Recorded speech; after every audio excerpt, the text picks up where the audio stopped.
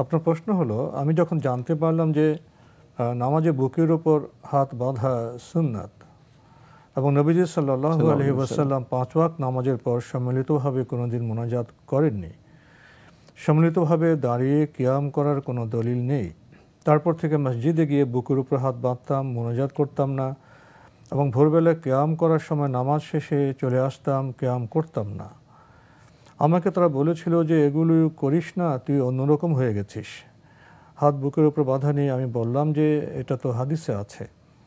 তখন আমাকে একজন বললেন, তুই কটা হাদিস পড়েছিস? আমি কিন্তু এগুলো করতাম কারণ আমি ভাবছিলাম যে নামাজ নবীজি সাল্লাল্লাহু আলাইহি ওয়াসাল্লামের সুন্নত মেনেই পড়ব। হঠাৎ একদিন আসরের সময় নামাজ শেষে সবাই দাঁড়িয়েছিল, তখন গ্রামের একজন আমাকে বলল, তুই জামাতে নামাজ পড়বি না, জামাতের বাইরে নামাজ পড়বি। এবং আমি বললাম ঠিক আছে, আমি কিন্তু এ নিয়ে কোনো ঝামেলা করতে চাইনি, আমি চেয়েছিলাম যে সুন্নাত পালন করব, যাই হোক, কিন্তু কোনো ঝামেলা চাইনি। আমি মসজিদে কয়েকদিন গেলাম, তারপর অনেক কিছু শুনলাম, মসজিদে আর যেতে পারলাম না। আমার এইগুলো দেখার পর আমার বন্ধু সঠিকটা জেনে এগুলি মেনে চলতো, তাকেও বারণ করে দেওয়া হয়েছিল।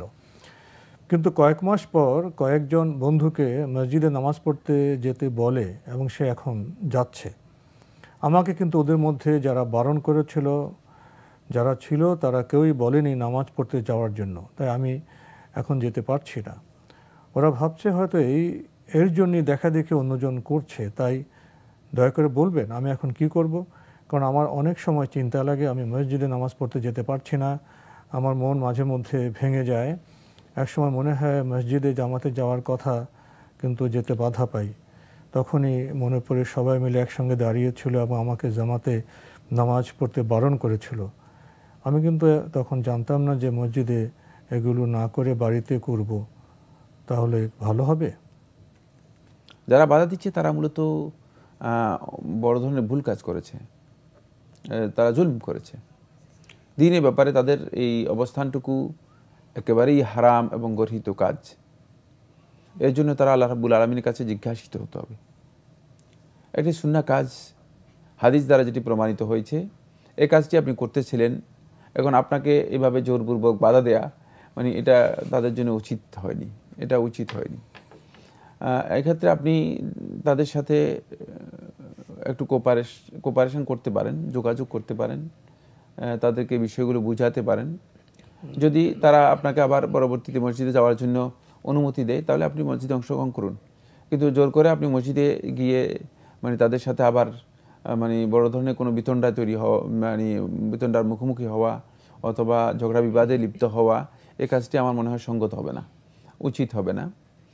যেহেতু তারা মসজিদে বাধা দিয়েছে, হতে পারে যে পরবর্তী সময় আপনি যদি মসজিদে যান, সেখানে আপনার সাথে আবার তারা বড় ধরনের ঝগড়া বিবাদে লিপ্ত হতে পারে, বাধা দিতে পারে অথবা বাড়াবাড়ি করতে পারে।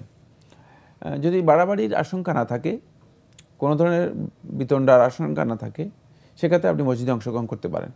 সেটা আপনি স্বাভাবিক পরিস্থিতি বুঝতে পারেন। যদি মনে করেন যে না, এখানে গেলে ঝগড়া বিবাদ হবে না, তাহলে আপনি মসজিদে গিয়ে অংশগ্রহণ করতে পারেন, না জায়েজ নয়। আর যদি দেখেন যে না, সম্ভাবনা আছে, তাহলে আপনি এড়িয়ে চলুন। এক্ষেত্রে আপনি যারা পরিচিত আছে, আত্মীয় স্বজন আছে, আশেপাশের পরিচিত লোক আছে, তাদেরকে বোঝানোর জন্য চেষ্টা করুন যে মানে আমি এই কাজটা করতেছি, আমি তো আসলে হাদিসের মানে অনুযায়ী কাজ করতেছি, মানে আপনারা কিসের ভিত্তিতে মানে আমাকে বাধা দিচ্ছেন? আল্লাহর ঘর থেকে বাধা দেওয়ার কাজটি তো সবচেয়ে বড় জুলম।